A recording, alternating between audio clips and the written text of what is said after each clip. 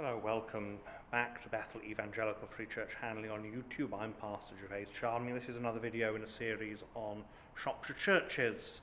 I'm bathed in light because I'm standing directly in the way of the sun streaming through the west window at the tiny little church of Berrington in Shropshire, not far from Shrewsbury. It's just gone 6 o'clock, as you can hear, with bells.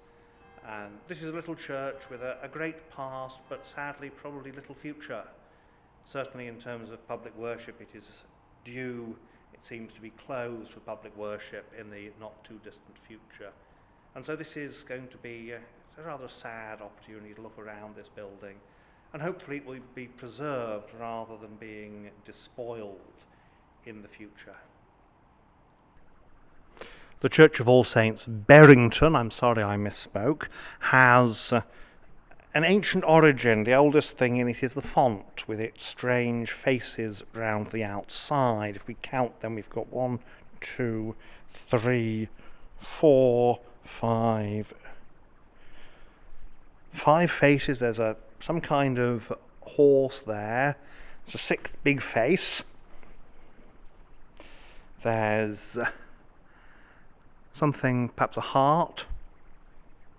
What does it mean? We don't know, because the people who built it didn't leave any information. But this is the greatest of the treasures of this church. It is a magnificent building. You can see we've got this big nave. It was largely rebuilt in the latter part of the 14th century, 13th, 14th centuries. It's rebuilt, and we have here a magnificent pulpit. It doesn't look terribly old, but it's a very good piece of carved woodwork. The east window is painted.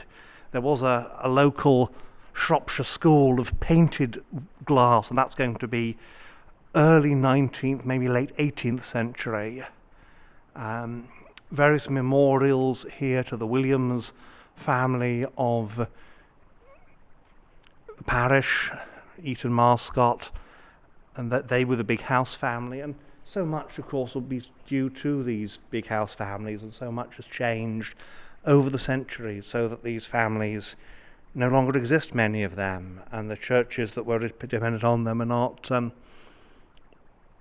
anymore able to rely on one big family. All things whatsoever ye shall ask in prayer, receiving ye shall believe. This lovely carved prayer desk with its matching chair. And again, the treasures of this building, one doesn't think it will be destroyed, but it will certainly be rendered redundant.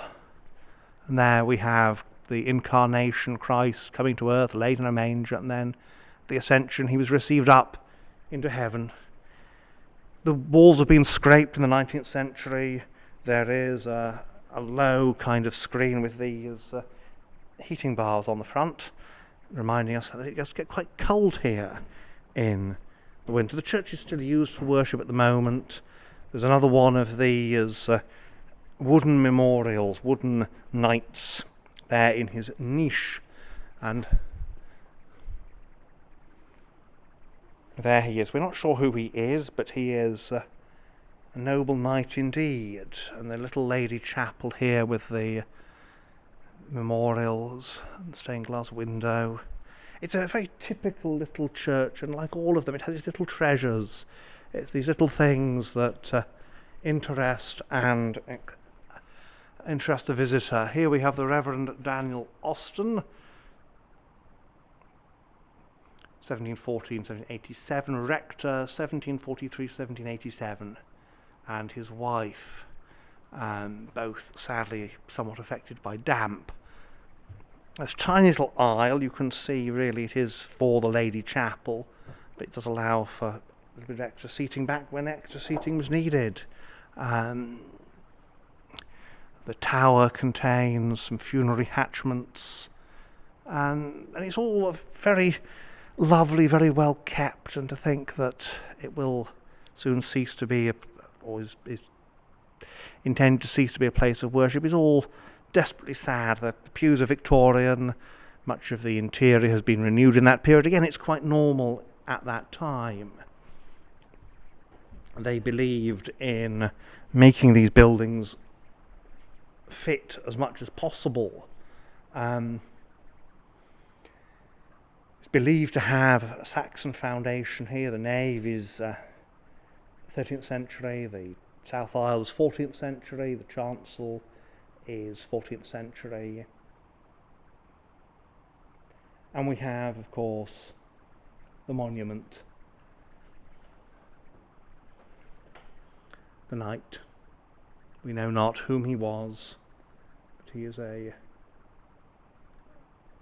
knight who served his king. And there the Sunday school banner, back in the days when there was a thriving Sunday school and they would carry the banner on parades through the village.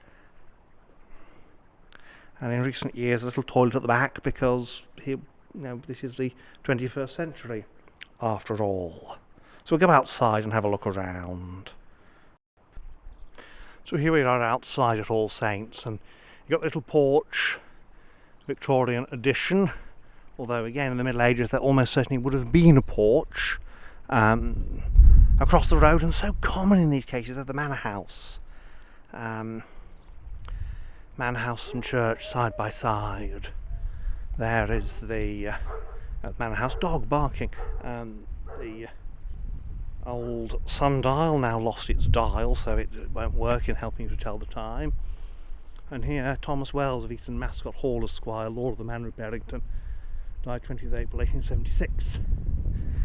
So the manor here would have been, the manor house here would have been subsidiary to that house. And there we are. The sun's rather in the wrong place, but you can see the tall medieval tower, the little windows, funny little medieval windows in the chancel. And as we pass around the east end, we can see in the distance the Wrekin in all its glory. It's an extinct volcano, long extinct thankfully. And there's the sun is in quite the wrong place. And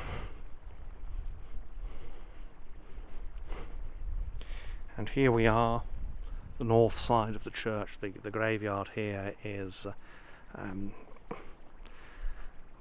greatly disused. The north side was commonly, it was not the side where in the Middle Ages you buried people, and so it's the side that where there would be some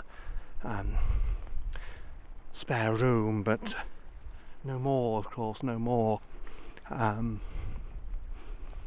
here, this is where the modern burials are located. Marvellous 14th century tower there. The original building would not have had one, most likely. This is an area where towers are relatively late thought, unless you're a very important building, very important church. So we come round to the west end, to the tower, trying to get a good view of it here. We have here the War Memorial.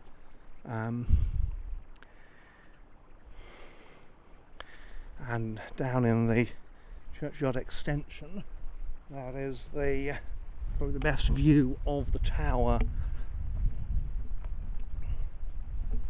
And here it is, towering, as towers are wont to do, of course. You can see the setting here, the countryside and the tower, a memorial to generations, and still it's a church that's still used, though apparently not for very much longer. But here we are, the beauty that is All Saints Berrington, a medieval church.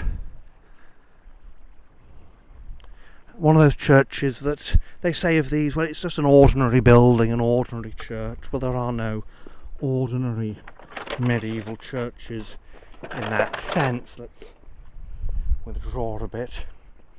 Yes, it is supposed to be closed for public worship, and it would then be vested for care and maintenance in the diocese.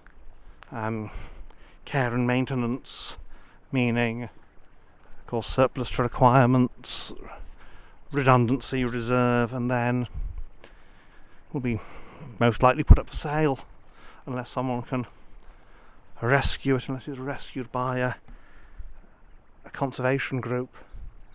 So it's a sad end to today's church visiting, really, to see a building that is soon to cease to be used for public worship. But yes, thus passes the world's glory, as they say, sic transit gloria mundi.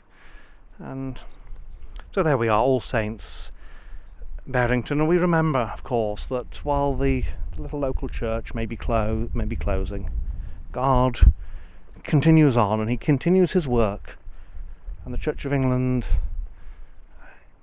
has its own issues, and if it shall have its day and cease to be, yet the old order changeth, giving way to new, lest one good custom should corrupt the world.